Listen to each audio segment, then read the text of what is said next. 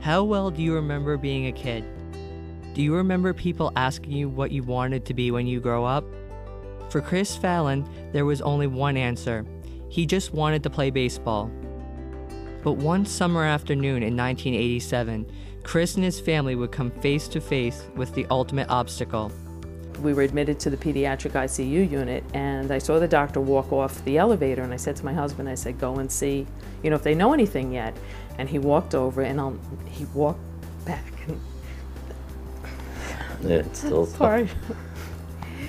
I remember him just saying, he says, they think it was leukemia. I remember little bits and pieces of it, not understanding a single thing of it. I know from looking at my parents' faces and my grandparents' faces that it was serious. Almost overnight, Chris's life transformed from a summer of swinging for the fences to long days full of chemotherapy.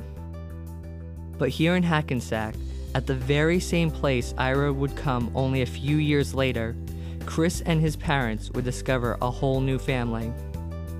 All the support and care that Chris received helped drive his cancer into remission. As he matured into a young man, he continued to play the game he loved as a child, earning a full scholarship to play at St. John's University. He would start at first base all 4 years. In 1999, Chris would revisit his past. 12 years ago, I was diagnosed with leukemia and was one of tomorrow's children's first patients.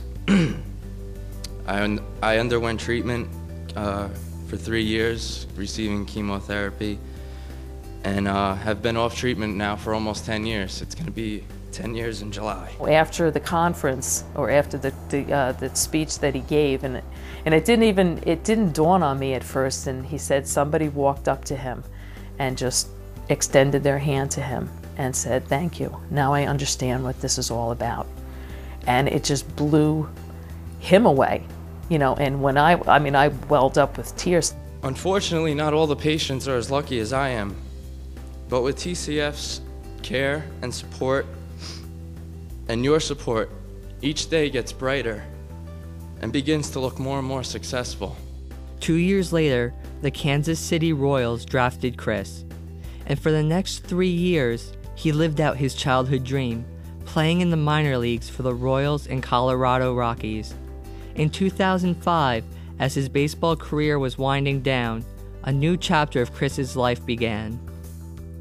Now a father himself, Chris looks to the lessons he hopes to teach his son in the future by reflecting on his own past. Life's going to throw you curveballs. Some you're going to swing and miss, some you're going to foul off, and some are going to be a base hit up the middle. My grandmother always said, God doesn't give you something that you can't handle. So that was my, my way of saying, okay, time to move on to bigger and better things.